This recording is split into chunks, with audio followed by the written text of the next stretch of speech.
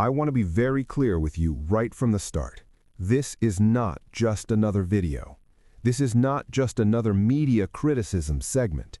This may be one of the most important videos I've ever made, because what we are witnessing right now is the full, unapologetic collapse of corporate media in the face of an authoritarian regime.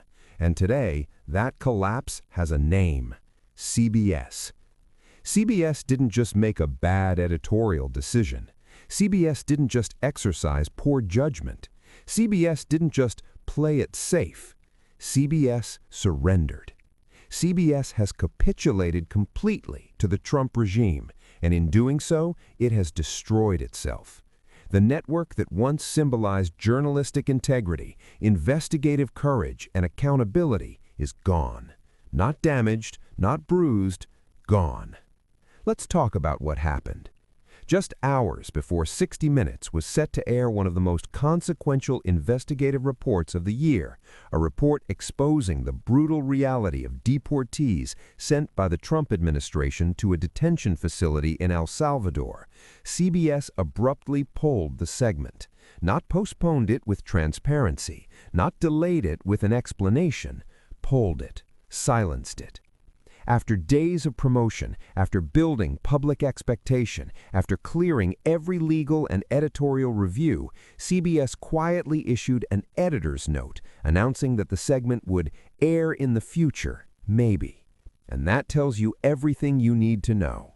Because the story was ready, the reporting was done, the facts were verified, the lawyers cleared it, standards and practices approved it, and yet it was killed anyway.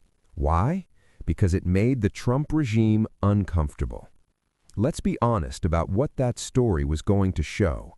A group of Venezuelan men believed they were being deported back to their home country.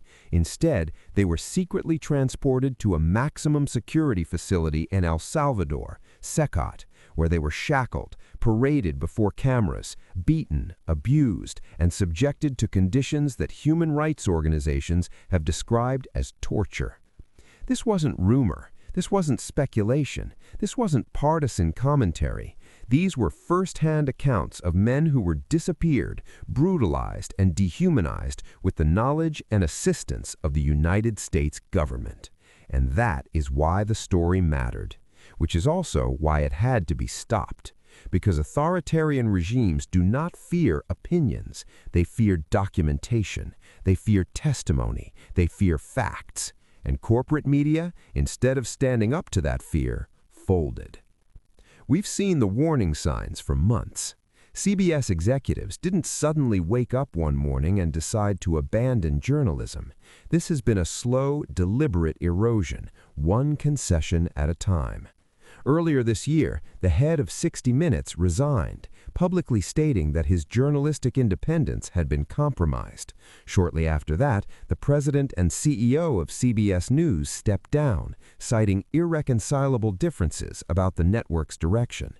Then came the settlement, a frivolous lawsuit brought by Donald Trump over a routine interview edit, settled not because it had merit, but because CBS wanted peace.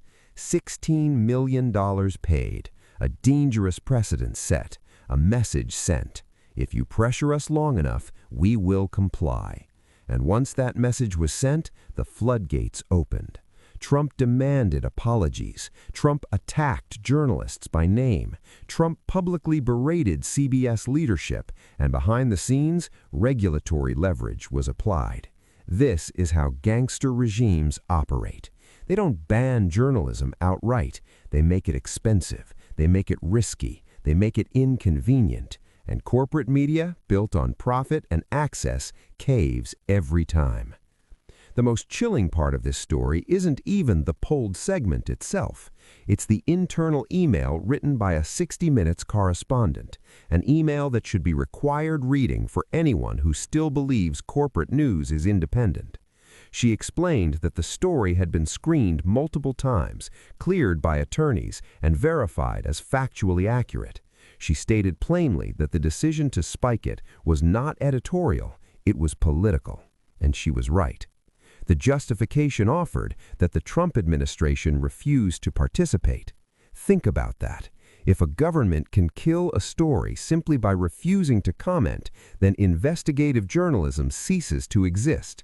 You have handed the state a veto over truth.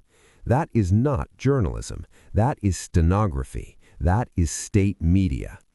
She warned that abandoning the sources, men who risked their lives to speak, was a betrayal of journalism's most basic principle: give voice to the voiceless. And she was right again. This is not theoretical. This is not abstract. People are suffering. People were tortured. People were abused. And CBS chose political quiet over moral responsibility. Let me remind you of what human rights organizations have documented about CAVED. Men forced to kneel for hours, beaten by batons, struck in the neck and spine, sexually abused, shaved, shackled, isolated, told by guards, "You have arrived in hell." And the United States helped put them there. That is a crime against humanity, and CBS helped cover it up. Now zoom out for a moment, because this doesn't exist in isolation. The FCC chair has openly admitted that the agency is not independent. He has suggested that broadcasters who criticize Trump should face consequences. He has threatened networks over satire. He has launched investigations against every major broadcaster except one. This is coordinated pressure, and CBS blinked. That's why independent media matters right now more than at any point in modern American history. Because when corporate news collapses, when billion-dollar networks bend the knee, when regulatory threats silence reporting, the only thing left standing is independent journalism, funded not by oligarchs, but by people. Could you imagine where we would be right now if independent media didn't exist? If there were no one willing to say what CBS won't? If there were no platforms willing to publish what networks suppress? If there were no journalists willing to walk away from corporate salaries to tell the truth? That's the reality we're living in, and that's why this moment matters.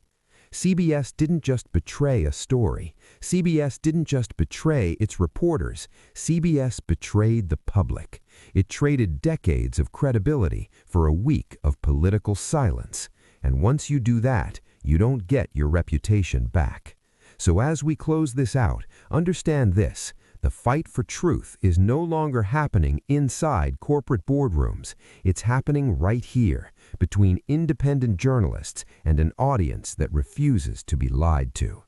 This is not easy work. It's under constant attack. It's targeted, smeared, threatened, and pressured every single day.